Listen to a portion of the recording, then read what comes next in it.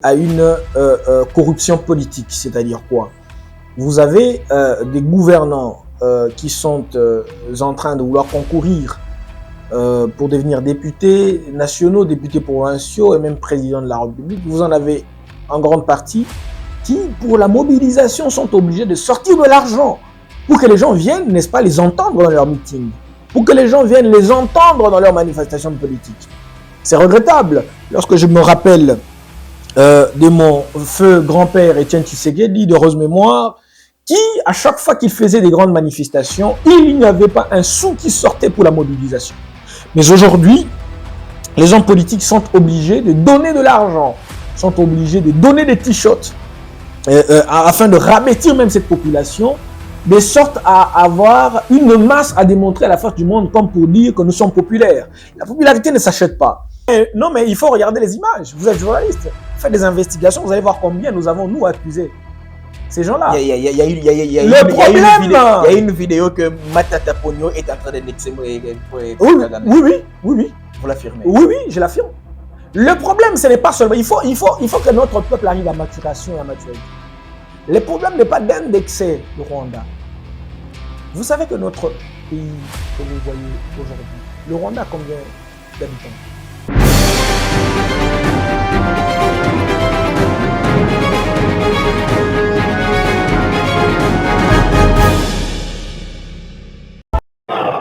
Fidèles téléspectateurs de Congo Live Télévision, nous nous retrouvons pour scruter l'actualité et voir la situation politique en République démocratique du Congo pendant que nous sommes dans cette période, dans la fièvre des élections. Les voix s'élèvent, mais qui dit mieux et quelles sont les vérités?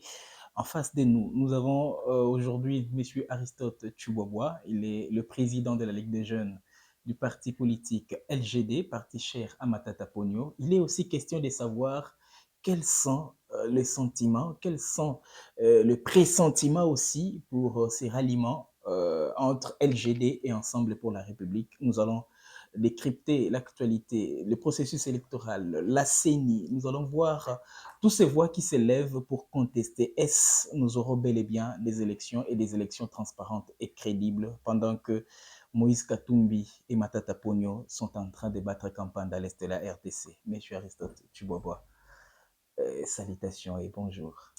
Bonjour, très cher Olivier Macaille. Bonjour aux téléspectateurs de votre chaîne qui vous suivent massivement. Tout à fait. Et merci de nous recevoir à votre chaîne, ici chez nous. Nous sommes très contents et l'invitation que vous avez répondu et nous sommes venus pour parler de l'actualité politique en ce qui concerne et informer toute la population congolaise en ce qui est la question politique de l'ère. Alors, M. Aristote Tshibwabwa, avant d'entamer ou bien de parler des thématiques énoncées, quand vous regardez la scène politique aujourd'hui dans la République démocratique du Congo, quelle analyse pouvez-vous faire quant à cette scène politique en République démocratique du Congo? J'ai deux sentiments et je vais vous faire une confidence. Deux sentiments qui montent dans mon cœur et ce matin encore, je l'ai ressenti au-dedans de moi-même. C'est que d'un côté, la population congolaise, n'est-ce pas, est en train d'arriver à la maturité politique en bravant la peur, en démontrant à suffisance qu'elle est capable, n'est-ce pas, de faire des choix qui ne se rallient pas aux appartenances ethnico-tribales, qui ne se rallient pas à la partitocratie, qui ne se rallient pas, n'est-ce pas, à la langue ni aux régions. Ça, c'est la première des choses. La deuxième des choses, c'est que le seul regret que j'ai, c'est que nous assistons aujourd'hui à un concept que je développe, à une concussion. Et la popularité, c'est quelque chose qui est spontané, et c'est ce que nous sommes en train de voir actuellement avec Moïse Katumbi, dans ces grands tickets de l'opposition, Moïse Katumbi, Matata Ponyo et les autres membres de l'opposition pour cette candidature commune. Et ça, c'est la chose qui me réjouit. Mais le seul regret, c'est de voir qu'aujourd'hui, nous avons encore en plein 21e siècle, nous avons encore après, n'est-ce pas, plus de 60 ans d'indépendance, des hommes politiques capables de venir corrompre pour mobiliser et même capables de corrompre pour pouvoir avoir une voix n'est-ce pas, leurs électeurs éventuels ou prétendus. Voilà, parce que nous parlons de l'actualité politique pendant cette période de la campagne électorale en voie pour les élections le 20 décembre 2023. Monsieur Aristote Tubobois, entrons dans le bain du sujet pour parler aujourd'hui de ces ralliements qui a touché la population congolaise, de voir celui qui était en train peut-être de faire une politique pour les renouements et les renouements, donc renouer au destin de grandeur. Aujourd'hui, il se rallie derrière Moïse Katumbi. Quand vous regardez ces ralliements, vous, cadre de LGD, vous étiez conscient que Matata Ponyo, président de la République aux élections peut-être de 2023 pour briguer ses mandats en 2024, il s'est rallié derrière Moïse Katumbi. Quel était votre pressentiment et analyse faite face à cela? J'étais tout sauf dans une spirale du pessimisme parce que je me suis dit que ces ralliements, n'est-ce pas, cette candidature commune de l'opposition, et ce qu'il faut pour notre pays. Et en d'autres termes, cette candidature commune de l'opposition avec en avant-plan Moïse Katumbi, c'est la candidature qui va permettre à notre pays de décoller et d'avoir sa place dans les concerts des nations. Vous savez que le pays dans lequel nous vivons, la RDC, c'est 2 345 440 km². C'est un pays qui a plus de 100 millions, n'est-ce pas, des hommes et des femmes qui y vivent, avec au moins 60% de jeunes. J'estime qu'il faudrait qu'il y ait un leadership de qualité, qu'il y ait une gouvernance qu'il faut pour que ce binôme gouvernant de qualité et leadership permettent à ce que ces pays sortent du carcan, de ce gouffre dans lequel il a été amené, de ces abîmes dans lesquels ceux qui nous gouvernent aujourd'hui l'ont lancé. Mais heureusement que Dieu a toujours plusieurs pions, Dieu a toujours des stratégies qu'il met en place pour que son peuple arrive à vivre mieux. Et Moïse Katumbi avec Matata Ponyo qui d'ailleurs s'est rallié en premier lieu, jouant comme un rôle de Jean-Baptiste qui devait frayer un chemin pour que Jésus prenne la place qu'il faut. Et Matata Ponyo l'a démontré à suffisance pour dire que nous sommes prêts, malgré nos ambitions politiques, nous sommes prêts malgré la popularité, nous sommes prêts malgré les idées, malgré la connaissance de la gestion de l'État que nous avons, nous sommes prêts à laisser la place à Moïse Katumbi en respectant, n'est-ce pas, le prescrit de travaux de Pretoria pour donner la place à une personne qui a répondu présent à tous ces critères qui ont été posés à Pretoria, notamment les critères d'ancrage, de popularité. Vous savez que le LGD, notre parti, n'a qu'une année et demie et les gens oublient. C'est un parti qui a une année et demie, mais aujourd'hui qui a l'ancrage plus que les anciens partis qui ont plus de 20 ans dans notre pays. Mais qu'à cela ne tienne, le président Matata Ponyo a respecté, c'est ça même d'ailleurs l'esprit qui met une différence entre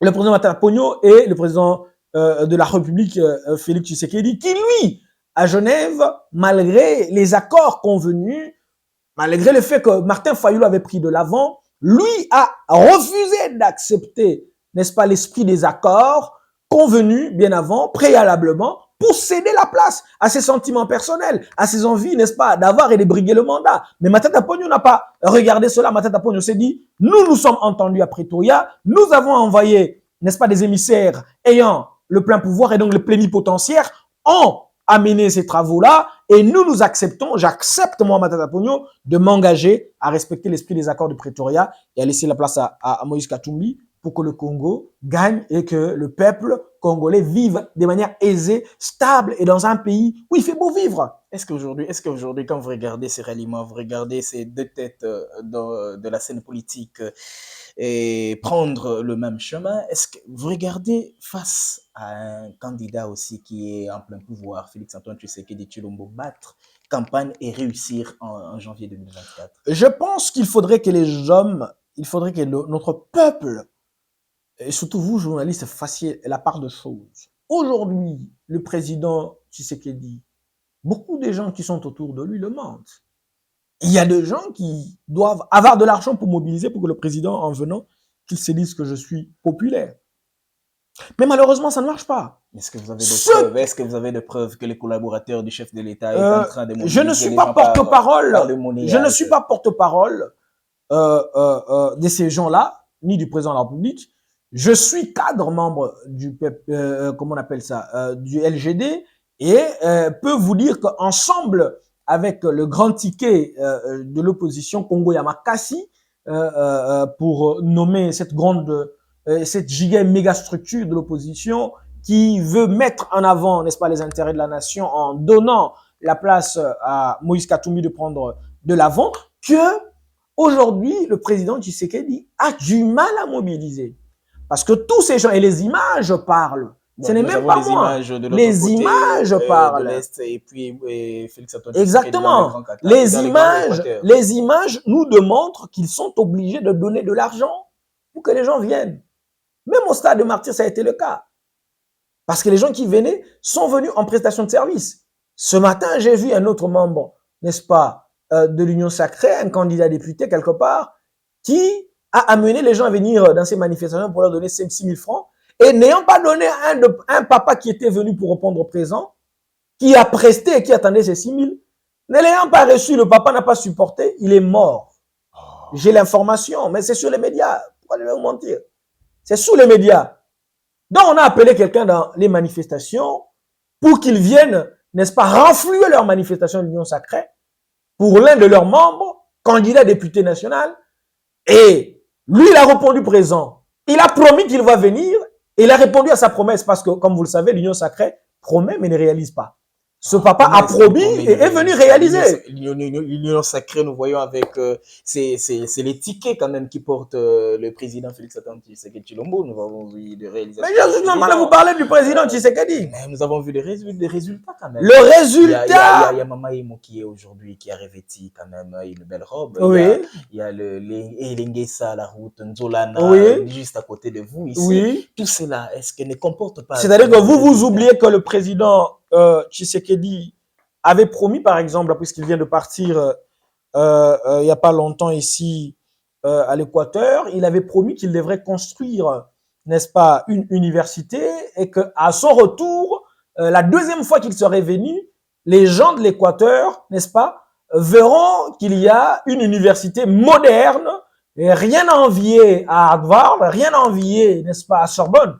Mais au retour, les gens, n'est-ce pas, de l'Équateur l'ont demandé où est cette université que vous nous avez promis, monsieur le président, lors de votre première venue ici. Deuxième de chose, le président Tshisekedi avait promis qu'il serait, n'est-ce pas, il érigerait sa résidence à l'est du pays pour finir avec la guerre. Il ne l'a pas fait. Il l'a fait, il a été à l'est de la RDC. Il vit à l'est de la RDC ou bien il vit dans les airs? Il a promis de... Le président Tshisekedi, le président de la République vit dans les airs. Pendant qu'on parle là, il est dans les airs. Il n'a pas la réalité du sol. Mais il n'a pas la réalité du sol. Il est dans l'avion. Il est en haut. Lui, il aime vivre en plein planète Mars. Pas sur Terre. Il ne connaît pas, il n'est pas en contact avec les réalités du terrain. Nous regardons l'acquaintance, nous regardons la communion. Non, il n'a pas un contact avec la réalité. C'est quelqu'un que je connais, le président Tshisekedi. Il n'a pas un contact aujourd'hui avec la réalité du sol et du sous-sol. Il a d'ailleurs un contact. Même des réalisations qu'il est. Non, il a plus un contact avec la réalité de l'air, des avions, du vent. Mais la réalité du sol et du sous-sol, il n'en a pas contact. Il n'a contact avec la réalité du sous-sol que quand il s'agit de ses intérêts, le minerai et tout ce qui va avec. Mais la réalité du terrain, comment est-ce que le peuple vit aujourd'hui? La cherté de la vie, aujourd'hui, le dollar est à combien? Le taux de change. Vous savez combien le taux de change est aujourd'hui? Nous sommes à 27 000 francs. Aujourd'hui, pendant que je vous parle. Mais est-ce que pour 10 dollars, c'est 2700 francs. Pour 1 dollar. Est-ce que vous entendez les chiffres? Un seul dollar équivaut à 2700 francs congolais. Nous vivons où? La fierté d'être congolais est où aujourd'hui? Voilà pourquoi moi, personnellement, lorsque je vois par exemple ceux qui sont en Europe, nos frères de la diaspora, pour certains faire les manifestations, n'est-ce pas, contre ceux qui font des concerts pour que le pays soit mieux. Parfois, je suis tenté à les encourager. Parfois, je suis tenté à me rallier à leur cause. Quand bien même que je ne suis pas totalement d'accord dans leur façon de faire les choses, mais parfois je me dis, il est temps que le Congolais de partout, les Congolais de tous bords, n'est-ce pas, se lèvent afin que nous puissions redorer les blasons ternis de notre Congo. Vous savez comment on chante notre hymne national? Nous citons des beaux Congolais, on avance. Mais, Est-ce qu'on est debout? Monsieur Aristote Tchibobois, nous regardons face à nous la CENI de Denis Kadima. Il y a déjà des contestations qui viennent de partout. Nous avons suivi. Ça n'a pas commencé aujourd'hui. Avec Monseigneur Donatien Cholet, avec John Numbi. Aujourd'hui, à 3 semaines des élections du 20 décembre, Fridolin Ambongo Cardinal lève la voix face à la jeunesse de l'Église catholique pour dire que il y aura pas élection le 20 décembre, et bien même s'il y aura élection, ça ne sera pas transparente et nous sommes dans le risque de vivre les désordres et le chaos. Est-ce que tout cela, vous aussi, vous entrez dans cette même ligne, ou soit vous êtes pour que les élections soient bel et bien à chaque fois que les prélats catholiques prendront la parole pour la cause du peuple, sous le respect des règles de droit établi, je serai tout d'accord avec eux. Et je suis d'accord sur la ligne avec le prélat catholique lorsqu'ils brandissent même les textes constitutionnels, notamment l'article 75 de la Constitution, pour que tout Congolais ait la capacité de faire échec à tout individu qui exerce le pouvoir par la force ou en violation de la Constitution. Je suis tout oui et tout d'accord avec eux. Parce que, évidemment, le peuple congolais est souverain et ces peuples, n'est-ce pas, dans le cadre d'un contrat social que nous avons avec le Léviathan, l'État congolais, géré par le gouvernant aujourd'hui, géré par des dirigeants dans le cadre de ces contrats sociaux, le peuple, c'est celui qui est le souverain. C'est lui qui détient la souveraineté populaire. C'est lui qui détient la souveraineté de l'élection. C'est lui qui donne le mandat. Et lorsqu'il estime que vous n'avez pas bien travaillé, vous devez quitter le 20 décembre, mais que le 20 décembre, vous devez quitter. Vous ne pouvez pas, n'est-ce pas, venir louer une maison de quelqu'un et vous avez épuisé votre garantie locative. Vous avez épuisé même les délais de préavis. On vous dit de partir, vous refusez, ce n'est pas chez vous. Vous êtes un locataire. Voilà pourquoi on l'appelle locataire de la cité de l'OUA. Parce qu'évidemment, ce n'est pas chez lui. Le peuple a besoin de l'organisation des élections. Les prélats catholiques ne font que tirer les oreilles, ne font que enseigner, ne font que évangéliser. Et même dans une dimension politique, notre peuple, pour que notre peuple soit consciencieux, n'est-ce pas, des réalités dans lesquelles nous sommes, des circonstances dans lesquelles nous sommes, du temps, de la période. Parce que nous ne devons pas continuer dans une succession de crises dans notre pays. Il faudrait que les élections s'organisent dans le délai. Les crises que nous avons connues hier dans notre pays devraient nous apprendre de beaucoup de choses. Parce qu'il y a eu beaucoup de morts, n'est-ce pas? Des gens qui se sont levés pour contrecarrer tout exercice du pouvoir qui se fait en violation des mandats, en violation de délais convenus. Et les gens sont morts. La crise, n'est-ce pas, doit nous permettre, ces anciennes crises doivent nous permettre de changer notre façon de faire les choses. Voilà pourquoi nous disons que la crise, n'est-ce pas, c'est une opportunité de changement, une possibilité de bien faire les choses, une possibilité de réadaptation de politique générale. Monsieur Aristote Tchibobois, je pense que c'est une question capitale. Déjà, regardez en face de vous, vous êtes cadre de LGD, parti cher à Augustin Matata Ponyo, président. Augustin Matata Ponyo est attaqué par la justice pour le dossier Bukanga Lonzo, qui est renvoyé en mars 2024. Est-ce face à tout cela, vous, cadre de LGD, vous ralliez à Moïse Katumbi? Si aujourd'hui vous ne gagnez pas les élections de 2024, quel serait l'avenir de LGD? La vie politique de Mandela, seule, n'a pas empêché, n'est-ce pas, sa famille politique d'avancer, ni même un jour d'avoir le pouvoir. Un homme politique face aux épreuves devient plus mûr et plus dur. Le président Matata Ponyo m'a toujours dit, Aristote, ce parti, je l'ai créé pour vous. C'est pour vous dire tout simplement que ce parti que vous voyez là, c'est un parti de jeunes. C'est un parti qui a été créé non pas par la personnification, n'est-ce pas, du pouvoir. Il n'y a pas personnalisation ni personnification de la gestion de ce parti politique.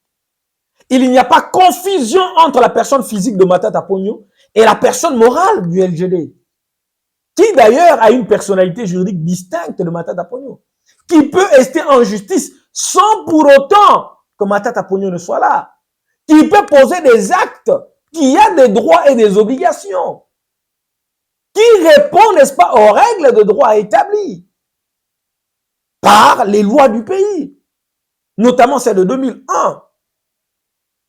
Je pense sincèrement que la Cour constitutionnelle, qui rend des arrêts qui sont exécutoires, obligatoires, erga omnes, à tout le monde, à tous égards, opposables même aux juges qui ont rendu cette décision, avaient déjà rendu une décision, laquelle décision avait reconnu que l'on ne peut pas, n'est-ce pas, connaître des problèmes qui concernaient l'ancien Premier ministre Matata Ponyo.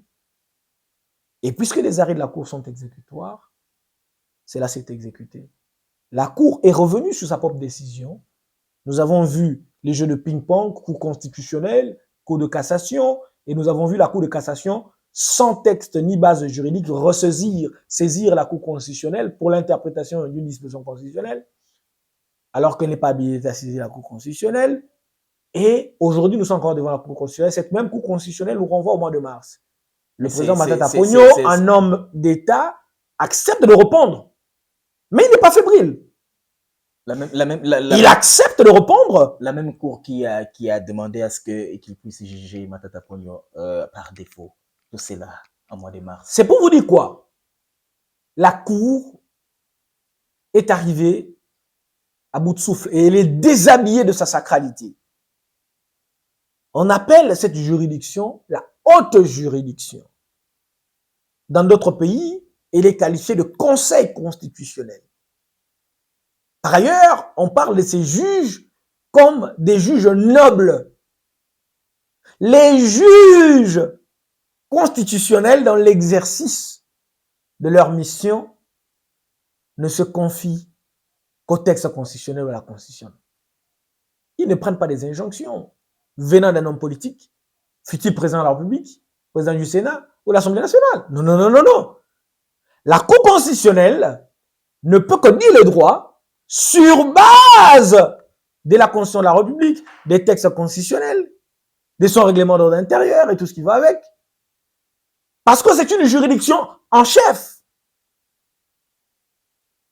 C'est une juridiction qui devrait normalement nous amener à respecter la Constitution. Elle-même ne peut pas violer la Constitution. La Constitution d'une République, c'est son texte fondateur. C'est le texte matriciel. C'est ce qui forme l'État. La Constitution d'un pays, d'une nation, d'un État, n'est-ce pas, c'est comme une mère. On ne peut pas la violer. On ne peut pas la toucher n'importe comment. Et même si on peut violer une mère, comme on en voit aujourd'hui à l'aide du pays depuis des années, la Constitution d'une République, lorsqu'elle est violée, mais qui va l'arranger?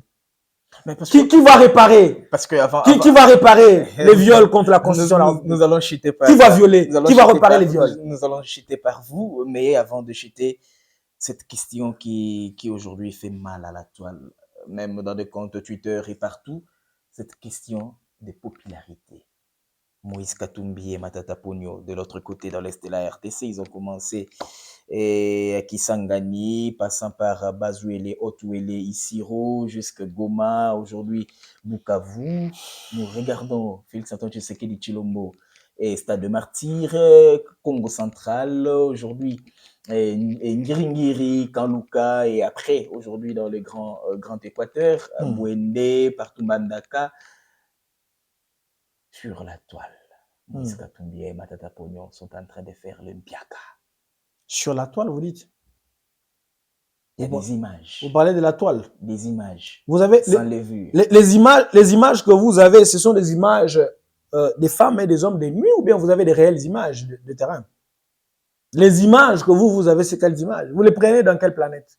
Parce que ceux qui sont sur Terre peuvent vous dire que la réalité est tout autre. Mais nous regardons sur la toile. C'est, vous ne regardez pas bien. Nous regardons les images je suis tenté, aujourd'hui j'ai fait l'émission sans lunettes parce que je suis en train de prier pour que mes yeux s'arrangent, mais je suis tenté de vous donner mes lunettes pour que vous puissiez bien voir. J'ai l'impression que vous ne comprenez pas la réalité du terrain actuellement. Vous n'avez pas des informations de Kindu, de Bukavu.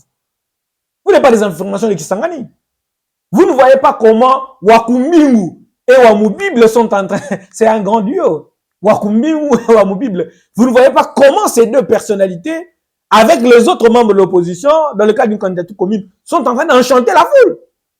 Sont en train d'amasser, n'est-ce pas, une ribambelle de personnes, un chapelet de gens qui les suivent, une marmaille de gens.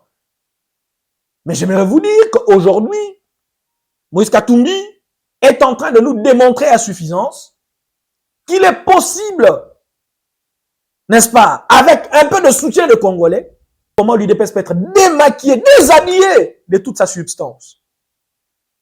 Et aujourd'hui, je peux vous dire que ce matin, si vous n'avez pas l'information, je vous la file.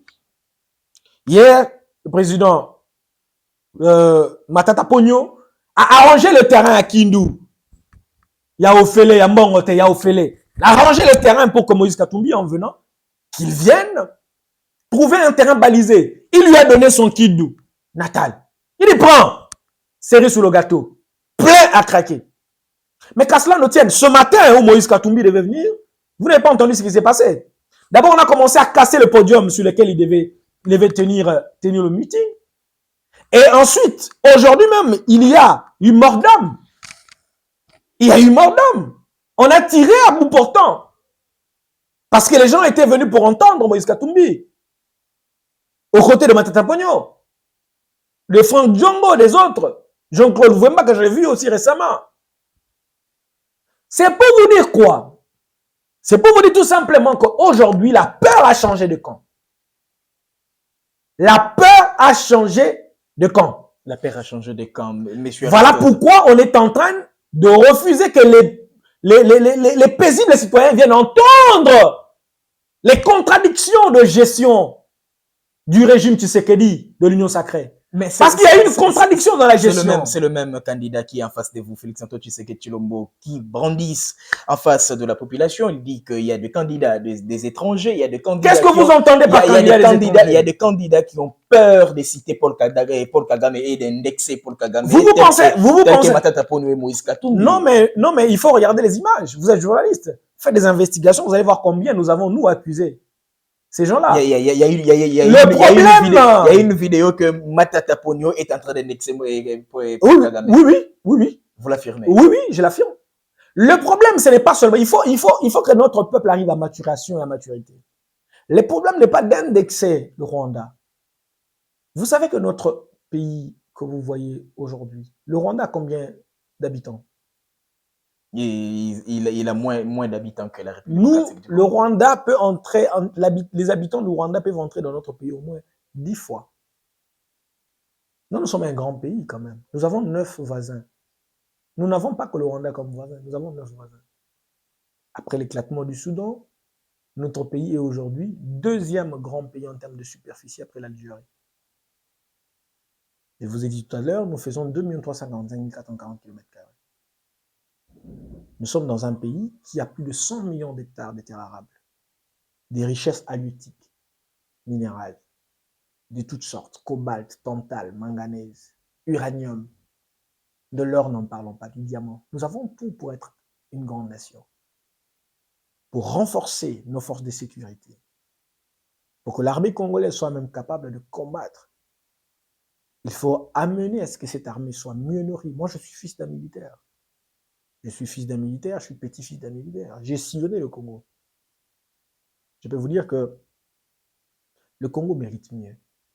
Mérite une gestion managériale qui permettra à ce pays de décoller. Fils d'un militaire, aujourd'hui, quand vous écoutez Moïse Katumbi dire qu'il va finir la guerre dans l'Est de la RDC dans 6 mois, est-ce possible? Impossible n'est pas congolais. Vous ne pouvez pas limiter le peuple congolais. J'ai l'impression que vous limitez les capacités du peuple congolais, de notre peuple. Par quelle magie? Notre peuple n'est pas... Par quelle magie notre peuple va finir la guerre qui est près de... Vous avez parlé de l'armée. Il ne faut pas sous-estimer quelqu'un qui a géré une grande province comme le Katanga. Le Katanga est plus grand que le Rwanda. Félix-Antoine Tshisekedi a fait aussi 5 ans, il a fait quinquennat. Félix Tshisekedi, ce n'est pas Moïse Katumbi. Félix Tshisekedi, ce n'est pas Matata Pogno. Tout simplement, la seule chose que je vais vous dire, c'est que, et là, il faudrait que notre peuple le retienne très bien, que l'impossible n'est pas congolais, que nous sommes capables d'étonner le monde si nous le souhaitons. Notre pays a toujours assisté et a toujours répondu présent au grand rendez-vous du monde. Première guerre mondiale, Deuxième guerre mondiale. Actuellement, avec le changement climatique, le Congo contribue à suffisance. Et nous sommes le cœur de l'Afrique. Franck Parnot disait que l'Afrique a la forme d'un revolver dont la gâchette est cachée au Zaïre. Pour le décollage de l'Afrique, il faut que le Congo prenne conscience de qui il est. Et non seulement pas ça. Le Congo, notre pays, c'est une nation, un pays, un État n'est-ce pas, charnière au cœur de l'Afrique. Et si nous voulons imposer notre, non pas l'hégémonie, mais notre force au cœur de l'Afrique, nous devons commencer par renforcer la vie des militaires, nous devons commencer par baisser, n'est-ce pas, les paiements et la cherté que nous coûtent les institutions, parce qu'aujourd'hui, les institutions demeurent budgétivores. Il faudrait que les députés nationaux... Vous avez vu combien de candidats il y a aujourd'hui? Il y a plus de 26 000 candidats députés nationaux. Donc, pourquoi donc vous faites, je fais partie. Pourquoi Parce que simplement, beaucoup de gens se disent qu'il y a de l'argent là-bas. Alors qu'on a des travailleurs, comme professeurs, on a des militaires qui ne sont pas bien payés, alors qu'eux prennent le... Donc voilà, notre pays aujourd'hui mérite mieux. Il faudrait qu'on arrive aujourd'hui à mieux payer les gens qui font des travaux de qualité, des travaux qui sont importants pour la sécurité de notre pays, pour le développement et l'intérêt de notre pays, notamment les enseignants, les militaires, les policiers. Vous savez qu'aujourd'hui, même au niveau des recensements, on ne sait pas combien nous sommes dans ce pays. Vous savez, est-ce que vous pouvez me dire avec exactitude combien de Congolais il y a au Congo? Mais il y a le VPM de l'intérieur qui a commencé avec l'ONIP pour... C'est maintenant qu'on commence avec l'ONIP. Mais quand même, nous devons louer cela parce qu'il y a eu 18 ans, il y a eu 18 ans de Joseph Kabila qui... vous voulez dire quoi? Qu'il n'y avait pas, il n'y a pas eu de recensement? Il n'y a pas eu de recensement. Mais alors là, vous êtes en train de mettre en rabais la connaissance de l'histoire. Il faut relier l'histoire. Les recensements a eu lieu pendant la période de Kabila. Là, vous êtes en train d'aller à compte courant, mon cher Olivier. Mais la seule chose que j'aimerais vous dire, c'est laquelle? C'est que on ne peut pas donner à manger à des enfants à la maison pour qu'ils arrivent à manger à leur satiété si on ne sait pas s'ils sont au nombre de combien. On ne peut pas approvisionner une maison, sécuriser une maison si on ne sait pas s'il y a combien de gens. Vous ne pouvez pas sécuriser les gens au Congo si vous ne savez pas si on est au nombre de combien. Parce qu'il y a, en matière de sécurité, il y a un coefficient du nombre de militaires qu'il faut mettre pour un certain nombre de gens à sécuriser. Nous devons commencer par là. Monsieur Aristote Tchibobo, vous êtes aussi candidat député national en République démocratique du Congo. Déjà, quand vous parlez, vous faites le résumé de la scène politique. Aujourd'hui, vous êtes décidé de vous aligner pour entrer aussi dans l'hémicycle. Déjà, quelle est votre circonscription électorale et quelle vision aujourd'hui vous apportez dans la scène politique? Merci beaucoup. Je suis candidat député national, n'est-ce pas, dans la circonscription de Lukunga, là où nous sommes en train de tourner ici. Ma vision, je l'étale non pas seulement sur le plan des idées que j'ai, mais également sur le plan des missions, n'est-ce pas, dévolues à chaque député, à chaque parlementaire. J'ai synthétise ma mission en un concept que j'appelle colle, aussi par coller. Je suis un député qui colle, c'est-à-dire que je suis un candidat député qui pense coller, qui pense contrôler les premiers co et qui pense légiférer, c'est-à-dire contribuer à la production législative de notre pays. J'ai plusieurs projets de loi, n'est-ce pas, plutôt propositions de loi que j'aimerais mettre à table pour que notre peuple arrive à avoir une législation forte au-delà de ce qu'elle a déjà. Est-ce que vous savez que dans notre pays aujourd'hui, nous avons des lois qui datent de l'époque coloniale, qui sont encore en vigueur? C'est-à-dire, je suis en train de vous parler des lois qui datent de 1800, n'est-ce pas, 85, hein, de l'époque de l'EIC, des lois qui datent de 1908, n'est-ce pas, de l'époque du Congo belge, qui sont encore en vigueur aujourd'hui.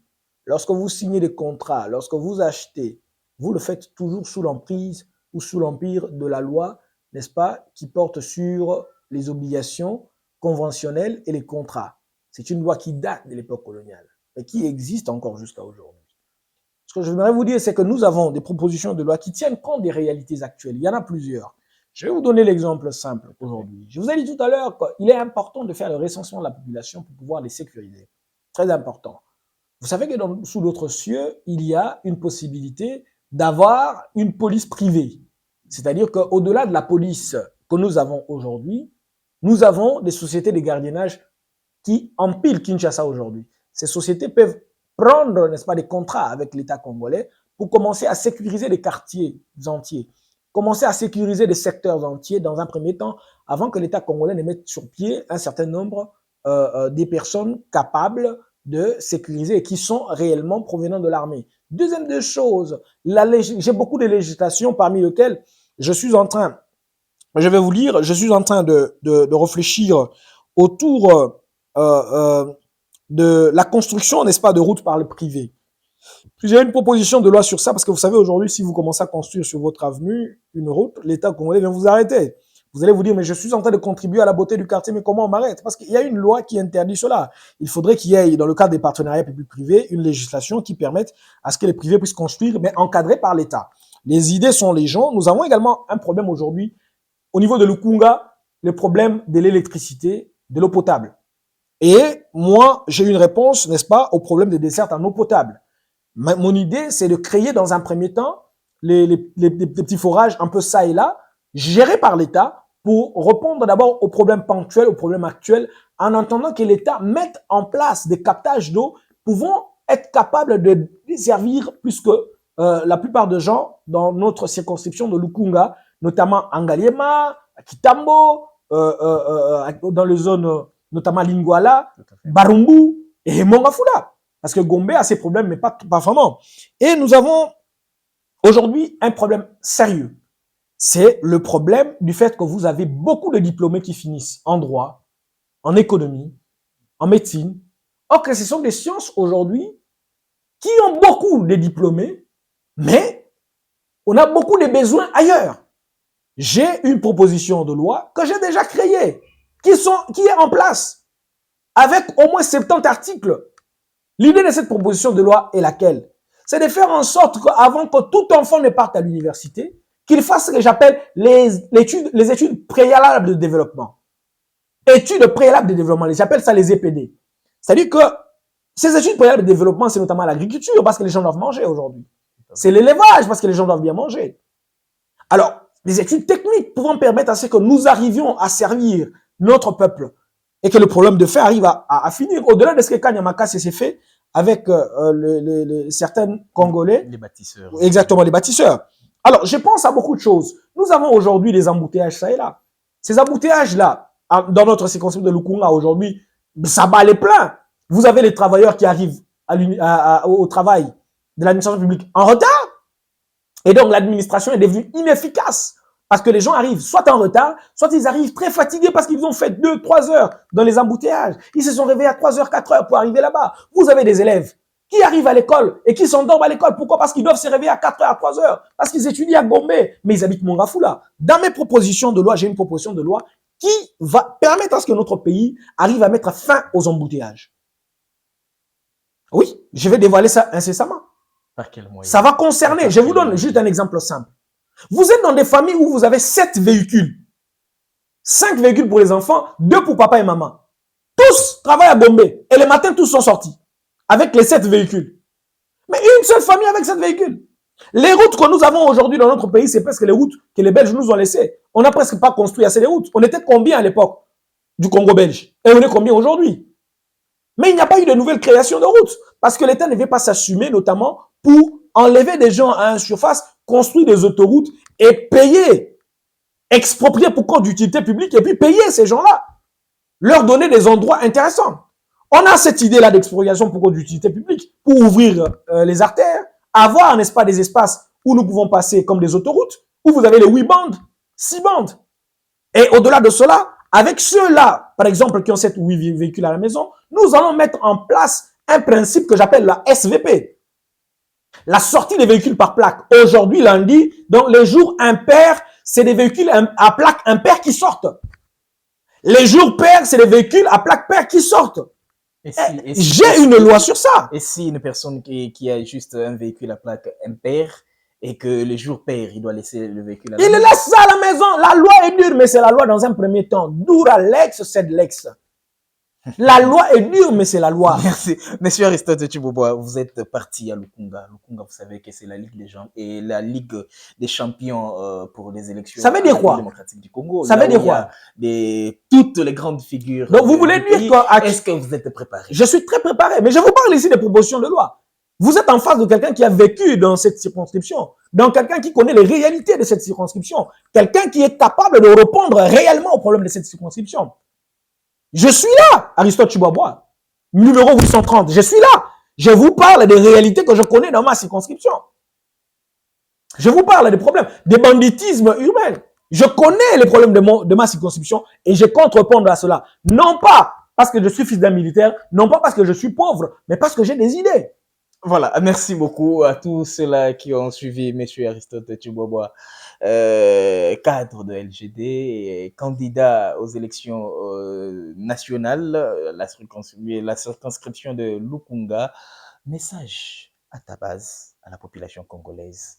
Votre caméra est là. Bandeko na ngai ya Lukunga, ya bino yeyo, mwana bino ya Lukunga. Ya mosolo te, nazana na mbongo opesa bino te ya ba t-shirt. Nazana ba t-shirt opesa bino te, na 6 milliards opesa bino te. Naga na ba idée na ngana maloba. Balobaka c'est les idées qui créent les entreprises, c'est les idées qui créent de grandes choses. J'ai des idées. Je n'ai peut-être pas l'argent pour vous donner.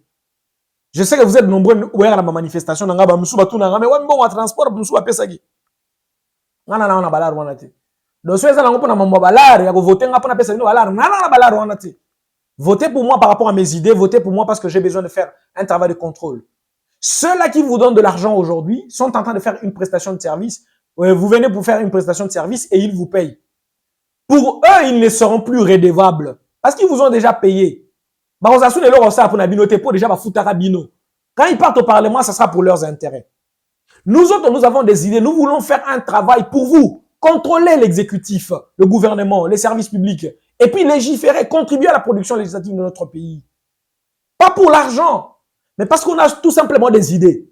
Et c'est autour des idées que les grandes nations se construisent. Et c'est les idées qui changent la trajectoire de l'histoire du monde. Merci. Voilà, monsieur Aristote Tchiboboa, nous sommes arrivés à la fin. C'est déjà la fin. L'émission est finie. C'est une partie que moi j'aime beaucoup. L'émission est finie déjà. C'est une partie que j'aime beaucoup. Monsieur Aristote Tchiboboa, aujourd'hui, vous demandez à la population de vous donner cette opportunité d'aller contrôler, d'aller faire l'exercice parlementaire. Aujourd'hui, vous arrivez à l'hémicycle. On vous donne 21 000 $ plus palissade. Vous allez prendre, vous allez refuser. On me donne. Ça veut dire quoi on me donne? Non, on vous donne. Déjà, je suis en train, je viens de mettre en place. J'ai oublié de vous parler d'une proposition de loi. Je vais vous répondre à la question de 21 000 $. La question est tout simple. Je réponds à votre question. Vous allez prendre ou vous allez laisser? Non, je ne vais prendre que ce que je pense être moralement acceptable. Pas ce qui est immoral. Je suis en train de mettre en place, mais je vous ai répondu. 21 000 $ palissade, vous allez prendre? Je refuse de prendre palissade. Qui vient, qu'on doit me donner palissade.